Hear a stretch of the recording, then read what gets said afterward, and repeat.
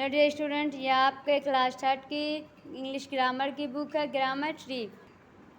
तो आपका जो फर्स्ट चैप्टर आज हम पढ़ेंगे आपका फर्स्ट चैप्टर। तो फर्स्ट चैप्टर है आपका दी अल्फ़ाबेट यानी कि वर्णमाला। अल्फ़ाबेट आपको पता है क्या होते हैं, A to Z जो वर्ड होते हैं आपके वो अल्फ़ाबेट होते हैं। आपके अल्फ़ाबेट कितने होते हैं? 26 होते हैं ना, आप इससे पहले भी पढ़ चुके हैं। चलिए हम देखते हैं जिसमें संपूर्ण कथन प्राप्त होता है और बात समझ में आ जाती है उन्हें वाक्य कहते हैं। A sentence is a group of words which makes a complete sense. यानी इसमें जो है आपको सेंटेंस की डिफिनेशन दी हुई है, परिभाषा कहा जा रहा है कि जिस कथन से संपूर्ण यानी जिसमें जो है संपूर्ण कथन प्राप्त होता है और उससे जो है हमें बात अच्छी तरह से समझ में आ जाए तो उसे हम वाक्य कहेंगे। यानी जिस कथन को हमें सुनकर संपूर्ण जानकारी प्राप्त हो और हमें समझ में आ जाए तो हमें जो है यानी उसमें क्या कहा जा रहा है वो हमें समझ में आए तो उसे हम क्या कहेंगे? सेंटेंस यानी कि वाक्य कहेंगे। जैसे कि उदाहरण के लिए the is table on the computer, यानी यहाँ पे आपको दिया हुआ the is table on computer the, यानी इसका मतलब आपको कुछ समझ में आ रहा है? नहीं आ रहा है ना, तो ये क्या होंगे? हमारे सेंटेंस नहीं होंगे। लेकिन आपका देखिए सेकंड दिया हुआ the computer is on the table, यानी कंप्यूटर जो है टेबल के ऊपर रखा हुआ है ना। और उसी तरह जो आपका फर्स्ट है वो दिया हुआ है the is table on computer the, यानी कि इसका कोई सेंस नहीं निकल रहा है, इससे हमें कुछ समझ में नहीं आ रहा है, तो इसलिए आपका जो क्या है ये सेंटेंस नहीं है। और इससे हमें समझ में आ रहा है the computer is on the table, यानी कंप्यूटर जो टेबल के ऊपर है, तो इसलिए जो है आपका सेंटेंस है। ध्यान रखने योग्य बातें, ऊपर दिए गए दोनों उदाहरणों में एक ही प्रकार के शब्दों का प्रयोग हुआ। पहले उदाहरण द्वारा की गई बात समझ में आती है नहीं, यानी कि कहा जा रहा है जो ऊपर दिए गए दो उदाहरण है उनमें एक ही प्रकार के शब्दों का प्रयोग किया गया है, लेकिन जो पहला उदाहरण उसमें बताई गई बात हमारे समझ में नहीं आती है। क्या दूसरे उदाहरण में व्यक्त की गई बातें समझ में आती है? हाँ, लेकिन जो दूसरे उदाहरण में हमें बताया गया उसकी बातें जो है हमें समझ में आ रही है।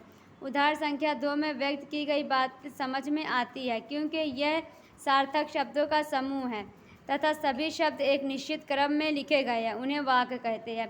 यानी जो यहाँ पे यानी ये सार्थक शब्दों का समूह है, जो सेकंड वाला आपका है वो सार्थक शब्दों का समूह, और जो इसमें क्रम है वो क्या है? एक निश्चित क्रम में जो शब्द है आपके यानी कि जो वर्ड है आपके वो निश्चित क्रम में लाइन बाय लाइन अच्छी तरह दिए गए हुए हैं, तो इसीलिए जो है आपको ये जो है हमें वहाँ समझ में आ रहा है, आपको जो सेंटेंस है हमें समझ में आ रहा है। पार्ट्स ऑफ सेंटेंस, यानी आपको यहाँ पे जो है वाक्य के भाग के बारे में बताया गया है। वाक्य के भाग कितने होते हैं आपके? दो। सेंटेंस के दो पार्ट होते हैं। नंबर 1 होता है सब्जेक्ट, कर्ता या उद्देश्य। नंबर 2 होता है प्रेडिकेट यानी कि विधेय। सेंटेंस आपके कितने पार्ट के होते हैं? 2 पार्ट से मिलकर आपके सेंटेंस बने होते हैं। नंबर 1 होता है आपका सब्जेक्ट, 2 प्रेडिकेट।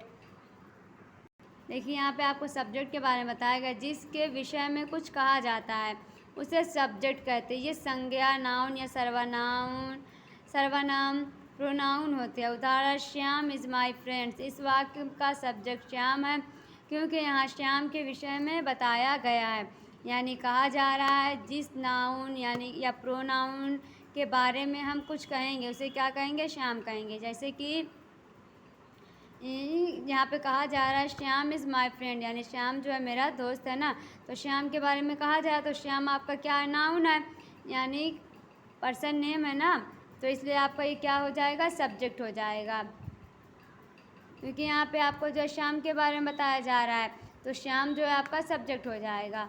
फिर प्रेडिकेट आपका हो जाएगा इज़ माई फ्रेंड। फिर सेकेंड देखिए आपका प्रेडिकेट की परिभाषा भी दी हुई है, सब्जेक्ट के विषय में जो कुछ कहा जाता है उसे प्रेडिकेट कहते हैं। प्रेडिकेट में क्रिया वर्ब अवश्य रहती है, यानी कहा जाए सब्जेक्ट के बारे में जो कुछ कहा जाएगा, यानी सब्जेक्ट के बारे में बताया जाएगा कि सब्जेक्ट कैसा है या क्या कर रहा है, उसके बारे में जो कुछ बताया जाएगा वो आपका प्रेडिकेट होगा। और सब्जेक्ट की जो क्रिया होती है वो वर्ब अवश्य होती है। प्रेडिकेट एक शब्द या उससे अधिक शब्दों से भी हो सकता है, यानी जो प्रेडिकेट होता है उसमें एक शब्द या उससे अधिक शब्द भी हो सकते हैं।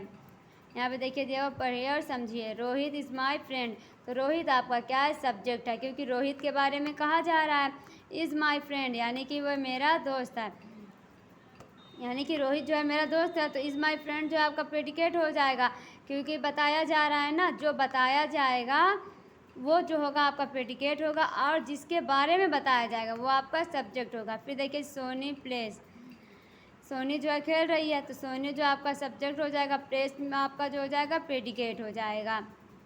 देखिए आपका यहाँ पे दिया हुआ है, सेंटेंस दिए हुए हैं, सब्जेक्ट दिया हुआ है एंड प्रेडिकेट दिया हुआ है। द सन इज़ हॉट, यानी सूरज जो है वो गर्म है, तो द सन जो है आपका वो सब्जेक्ट हो जाएगा, क्योंकि सूरज के बारे में आपको बताया जा रहा है। इज़ हॉट यानी उसकी क्वालिटी बताई जा रही है कि जो वो गर्म है, तो इज़ हॉट जो है आपका प्रेडिकेट हो जाएगा, यानी क्या बताया जो बताया जाता है वो प्रेडिकेट हो जाता है, और जिसके बारे में बताया जाता है वो सब्जेक्ट हो जाता है। उस तरह राहुल इज़ प्रेजेंट, यानी राहुल जो है वो उपस्थित है, तो राहुल आपका सब्जेक्ट हो जाएगा, इस प्रेजेंट आपका प्रेडिकेट हो जाएगा। फिर वी वर हैप्पी, वी जो है आपका सब्जेक्ट हो जाएगा, वेर हैप्पी जो है आपका प्रेडिकेट हो जाएगा। आई एम ए बॉय, यानी आई जो है वो आपका सब्जेक्ट हो जाएगा, आई एम ए बॉय आपका जो है प्रेडिकेट हो जाएगा। द स्काई वाज क्लाउडी, आसमान में जो है बादल थे, तो आपका क्या हो जाएगा, बादल छाए हुए थे, तो आप द स्काई जो है आपका यानी कि आसमान के बारे में आपको बताया जा रहा है ना।